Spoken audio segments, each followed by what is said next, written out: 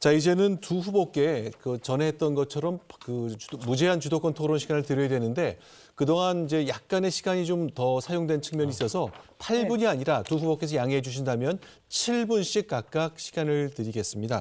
김은혜 후보께서 무제한 주도권 토론 시작해 주시면 되겠습니다. 7분인가요? 7분입니다. 네네. 그래서 기본소득을 더 말씀을 드리려고 합니다. 예. 말씀하시죠. 그래서 여기 대해서는 시장의 동력을 확보하는 게 필요하다고 저는 생각을 하고요. 시장의 동력? 시장의 동력이라고 하는 거죠. 그러니까 근로 의욕 저하가 되지 않도록 가는 부분이 필요한데 저는 아까 말씀하셨던 청년의 기본소득 이야기하셨지만 청년 기본소득이 얼마 정도 액수로 지급된 줄 아십니까? 100만 원 정도였습니다. 1년에. 연 100만 원. 분기에 25만 원 정도요. 그게 어떤 형태로 지급되는지 아시는지요? 그게 지역화폐로 맞습니다. 지급이 됐죠. 맞습니다. 예. 그래서 대표님과의 토론 늘 이렇게 즐겁습니다. 그래서 지역화폐로 하다 보니까 제가 청년들한테 물어봤어요. 그럼 이게 정말 청년 기본소득이 되냐고요. 그랬더니 다들 그러시더라고요. 이거 그냥 지역화폐니까 딴 데 나가서 쓰지도 못하고 불고기 한번 사 먹고 나가서 그냥 어디 가서 따뜻한 밥 한 번 먹으면 끝나는 거라 이게 정말 나의 새롭게 출발하고자 하는 도약을 도와주지 못했다. 그래서 저는 청년 기본소득이라는 소득이란 말은 하진 않겠지만 지역화폐로 그렇게 왜곡됐던 만큼 실질적으로 청년의 도약을 주어주기 위해서는 마중물이 저는 필요하다고 생각합니다. 그 마중물은 뭡니까? 전 마중물은요. 기존에 100만 원이었지만 저는 300만 원을 준비하고자 합니다. 그런데 모든 청년에게? 아닙니다. 그래서 재원의 추가 확보가 필요 없습니다. 기존에는 만 24세 청년에게만 줬고요. 그다음에 그분들에게 1,750억 정도 그렇게 들어갔습니다. 그러니까 1,500억에서 1,750억 사이였죠. 그렇게 하다 보면 아니 그럼 내가 새 출발을 24살 때나 하나? 맞습니다. 20대 초반에 할 수도 있고 30대에 들어가서 만학을 끝내고 할 수도 있기 때문에 저는 적어도 한 19세에서 34세 사이에 내가 부모로부터 좀 자립을 하고 싶은데 제대로 그게 학업이나 취업이나 그리고 앞으로 나의 노력으로 좀 더 내 역량을 발전시키고 싶을 때 저희가 보탬이 될 수 있는 거는 필요할 수 있게 저희가 그러니까 공정 출발 지원금을 해야겠다는 생각을 했습니다. 그러면 일회성으로 원타임으로 300만 원. 아닙니다. 그거는 이제 1년에 그러니까 뭐 월에 한 50만 정도를 적어도 이제 최소한도로 하면서요. 그러면서 청년들에게 저는 월 50만 원요. 그렇죠. 그럼 600. 자, 월 50만 원이나 월에 그러니까 땡겨 쓸 수 있는 거죠. 만약에 땡겨서 그러니까 50만 원까지 땡겨 수 있다. 19세부터 34세 청년들한테 모든 청년들한테 연 300만 원을 모든 청년이 아니라 19세에서 34세 사이에 제가 아까 말씀드렸던 조건이 있습니다. 그러니까 내가 취업이나 그리고 학업을 뭐 중단해야 될 수밖에 없는 상황이라든지 그리고 구직을 하는 상황에서 필요하다고 요건이 인정되는 분들에게 저희가 이 같은 액수로 지원을 해드리는 것은 청년, 농업에 종사하시는 분들, 문화, 예술계에 있는 분들까지 다 코로나에서 굉장히 심한 타격을 받았습니다. 구체적으로 이거는 뭐 액수와 관계되고 예산에 관계된 문제니까 네, 그렇습니다. 그거를 이제 19세부터 34세까지 계속 지급을 그 요건이 맞으면 계속 지급을 한다는 겁니까? 그 나이 연령대는? 그 나이 연령대에는 그 조건에 맞는 분에게 그러면 뭐 사실 엄청난 예산이 들어갈 겁니다. 그리고 중앙정부는 그런 걸 지원해 주지 않거든요. 이거는 순수하게 경기도가 부담해야 될 몫이거든요. 지난 토론 때도 대표님, 후보님께서 도지사가 갈 수 있는 가용 예산의 경우에는 한 뭐 3, 4조는 충분히 되지 않겠냐 말씀하시고 저는 1, 2조로 하고 이제 예상을 해서 한 2.5조에서 3조 정도 된다고 한다면 저는 이거는 의지의 문제라고 생각을 합니다. 그리고 근데 이 부분에 대해서는 그 의지가 도지사가 하고 싶은 제 같은 경우에는 예컨대 뭐 저는 서울이 하고 있는 경기도민들이 너무 부러워하는 임산부 교통비 100만 원 드리는 거, 서울은 70만 원이에요. 그거는 걸 약속하기 때문에 우리가 돈 드는 거는 어느 거를 우선순위를 둬야 될 거냐인데 지금 그 청년들한테 주는 걸 마중물이라고 그러셨죠. 19세에서 34세까지 300만 원씩 주는 그 마중물 예산이 우리 김 후보님한테는 굉장히 우선순위가 높은 겁니까? 그 1,750억 정도에서 크게 엇나가지 않다고 말씀을 드렸고요. 이재명 지사의 이제 과거에 발전적으로 계승할 부분을 말씀하셨을 때 그때 저희가 이제 공공산후조리원 같은 것도 말씀을 하셨잖아요. 후보님이. 근데 그건 이재명 지사의 업적이 아닙니다. 죄송합니다. 남경필 지사가 한 거예요. 남경필 지사가 먼저 한 거기 때문에 이재명 지사의 계승 사업으로 그것이 올라가면 안 되고요. 아니요. 이재명 지사가 공공산후조리원 네네. 그거를 이제 여주에서 남경필 지사가 시작했고 네. 그걸 조금 확대를 한 거죠. 아닙니다. 예. 무상으로 하려다가 포천에서 좌절됐습니다. 예, 무상한 건 좌절됐어요. 저도 네네. 그건 아는데 그 뭐 네네. 지금 지금 그거를 갖고 제가 뭐 예, 원하자는 건 아닙니다. 아니고요. 예. 잘 알겠습니다. 그럼 네네. 뭐 또 주도권이니까 하시죠. 예, 그러면 하나 더 해야 될까요? 예. 조금 전에 북부와 관련해서 제가 말씀을 더 못 드렸는데요. 예. 그 불균형 지표에서 예. 워낙 돈의 총생산이라든지 예. 그리고 의료시설 그리고 공장 이런 부분에 대해서 제가 북부 주민분들을 좀 만나 뵀더니 일자리 태부족을 말씀을 하시더라고요. 그렇습니다. 그래서 그 부분에 대해서 제가 아까 말씀드렸던 것처럼 예.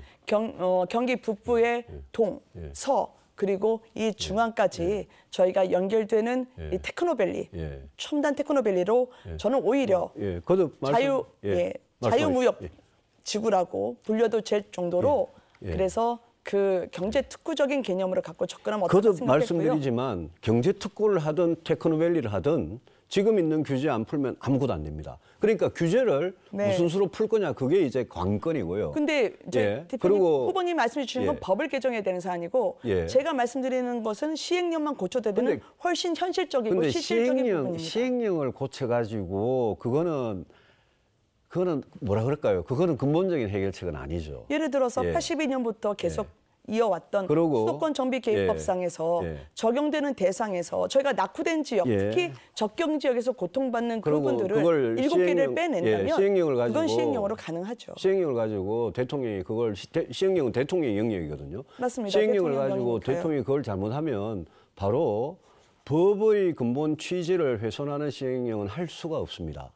그래서 법에다가 그 예외 조항을 만들지 않으면 나중에 그 시행령 자체가 문제가 될 수 있어요.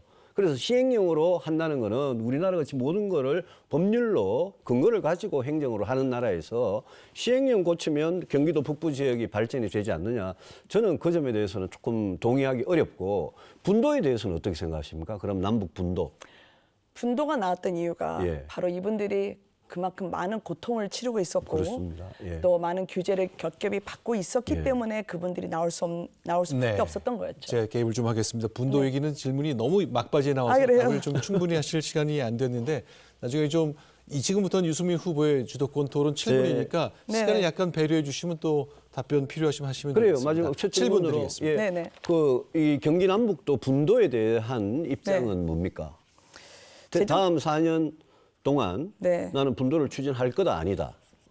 거기에 대한, 지난번에 후보님 입장. 유승민 후보님께서 말씀해 주셨던 것과 큰 차이가 없습니다. 그래요? 예. 네, 분도라고 하는 당장 거. 추진할 건 아니다. 예, 그분들의 예. 고통이 워낙 깊었지만 그 예. 고통의 원인을 처리하는 것으로 해결하는 것으로 예. 저는 가름할 수 있을 것 같습니다. 알겠습니다. 네. 그 다른 이야기 좀 네. 해보겠습니다. 그 재난지원금을 주지 않습니까? 네네네. 경기도 이재명 지사가 재난지원금 주는데 아까 제가 기본소득에서 누누이 기본소득, 기본금융, 기본주택 하는데 이재명 지사가 4년 동안 진짜 어렵고 힘든 서민층, 빈곤층을 위해서는 일하지 않고 오히려 그런 복지 예산은 줄여가면서 자기 전시성, 과시성 이런 프로젝트 하느라고 예산을 네. 많이 썼는데 네네. 재난지원금도 저는 그렇다고 보거든요. 네네. 코로나가 이제 조금 형편이 조금씩 나아지고 있는 겁니다만은 네네. 이 재난지원금 예산에 대해서도 이재명 지사는 중앙정부가 88%까지만 지급하라고 결정했을 때도 100% 지급을 했거든요. 이런 부분이 후보님 이런 부분이 우리 입장에서 국민의힘 입장에서는 네. 본선에 가서 굉장히 정말 신중하게 다뤄야 될 문제입니다. 왜냐하면 기본소득 받던 분들이 있죠. 청년 기본소득 24세 청년들 다 받죠. 문화예술 지금 준다고 약속 다 돼 있죠. 예산까지 잡혀 있죠. 농민 기본소득 이미 하고 있었죠. 그다음에 재난지원금도 이재명 지사가 몇 차에 걸쳐서 전도민 이 현금 살포를 했단 말입니다. 그래서 우리는 이 도지사에 나가면서 내가 도지사가 되면 전 도민에 대해서, 전 청년에 대해서, 전 농민에 대해서, 전 문화예술인에 대해서 나가던 이 부분을 우리는 어떤 철학과 원칙을 가지고 이거를 개혁을 하겠다. 이걸 하려면 돈을 받던 분들한테 우리가 굉장히 좀 설득을 할 수 있어야 되거든요. 그런 부분에 대한 무슨 보관이 있으신지 한 말씀을 해보시죠. 기본 시리즈의 경우에 많은 이제 소상공인 자영업자분들이 물었습니다. 예. 지난번에 제가 말씀드렸던 것처럼 예. 혹시 보수당, 국민의힘 후보가 되면 우리에게 들어오는 지원금이 더 줄어들지 않을까라고 얘기를 했었죠. 그때 제가 그분들에게 답변해 드린 게 있었습니다. 제 앞에 계신 소상공인 자영업자분들, 전통시장 상인분들은 정말 어려운 상황에 처해 있기 때문에 힘든 분들에겐 더 두텁게 간다. 그게 저의 원칙입니다. 그래서 모든 분들에게 일괄적으로 살포하는 예. 그 현금성 복지에 대해서는 저는 반대하는데요. 예. 신뢰를 하나만 들어도 되겠습니까? 예, 짧게 하십시오. 경기도가 지난해 소상공인에게 직접 그 지원한 예산이 2,678억 정도인데요. 거기서 이 중에 78%가 아까 해주셨던 배달 특급 그리고 예. 지역 화폐입니다. 그러니까 각각 129억 그리고 1,900억 정도 들어갔죠. 그러니까 오히려 소상공인 자영업자나 전통시장 분들에게는 특히 전통시장 분들은 접근권이 제한돼 있기 때문에 주차장을 마련해드리고 예. 관광 명소가 되도록 저희가 알겠습니다. 도움을 드리는 예. 게 훨씬 더 필요하다 생각합니다. 예, 알겠습니다. 네. 예, 그리고 다른 질문을 네. 좀 하나 드려보고 싶습니다. 이 어르신들 관련된 오늘 저는 이제 경기도 대한노인의 경기도 연합회에도 갔다 오고요. 아, 또 예. 경기도민회도 갔다 오고 이랬습니다만 네네네. 이 경기도의 고령화 문제, 어르신들 문제 그걸 위해서 저는 공공 실버타운을 하자. 실버타운이라는 게 우리 그 의원님 지역구인 경기도 분당 같은 데 가보면 굉장히 이제 정말 럭저리한 그런 실버타운이 저도 가봤거든요. 보니까 거기 보증금하고 월세가 이거는 뭐 대한민국이 어지간한 어르신들은 도저히 감당 못할 수준의 그런 좋은 실버타운이더라고요.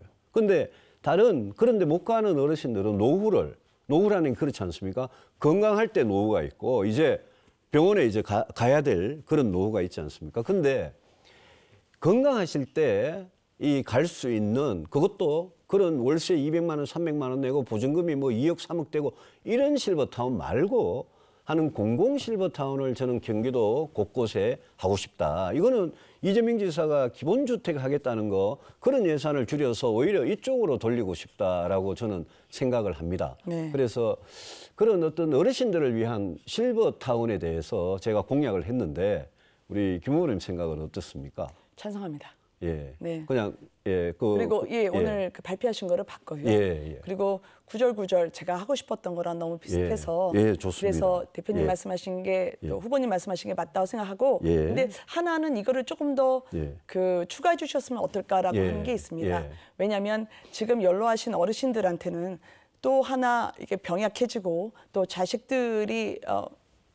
이제 함께 있지 못하는 분들의 경우에 특히 이제 치매 같은 것도 너무 어려우시고 치매는 완전히 다른 문제죠. 네, 다른 문제죠. 근데 예. 저는 노인 어르신 대책을 하나 물어보시길래 예. 치매는 조기 진단이 제일 중요하거든요. 그렇습니다. 조기 예. 진단이 있어야 자식들로부터도 좀 죄책감을 자식들이 덜 할 텐데 그래서 근데 이때까지는 시군에 하나씩만 보건소별로 이 치매 진단 센터가 있었거든요. 그래서, 그게 정확하게 예. 치매 안심센터라고 불리는데 예. 저는 이거를 이양할 거면 저희 경기도의 31개 시군에서 가까운 동네 병원에서 예. 이 치매 안심센터, 즉 치매 조기 진단을 받을 수 있도록 해드리는 치매, 게 예. 어떨까라는 생각이 들어서 저는 치매는 중요하다고 생각합니다. 좋은 말씀해 주셨는데요. 치매는 그냥 진료를 조기에 하는 것도 굉장히 중요하죠. 그래서 요즘 좋은 치매 약이 많이 나왔으니까 어르신들한테.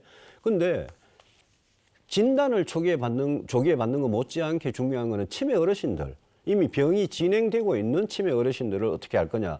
그것 때문에 가족들이 너무나 큰 고통을 받지 않습니까? 맞습니다. 그래서 저는 31개 시군에 치매를 진단하는 병원뿐만이 아니라 치매 안심 마을이라는 거를 저는 만들어야 한다고 생각합니다. 네덜란드 같은 데 가보면 국가가 도움을 줘서 치매 환자들을 이렇게 한 곳에 모아서 그분들이 최소한 인간으로서 어떤 품격을 유지하면서 사실 수 있는 그런 아주 선진국들이 그런 걸 하고 있거든요. 저는 경기도가 앞으로 노령화 시대에 대비해서 치매 안심타운 같은 걸 해가지고 경기도가 거기에 진짜 훈련된 전문가들이 치매 환자들을 잘 돌볼 수 있도록 하는 그런 게 됐으면 좋겠다. 그런 말씀을 드립니다. 네. 알겠습니다.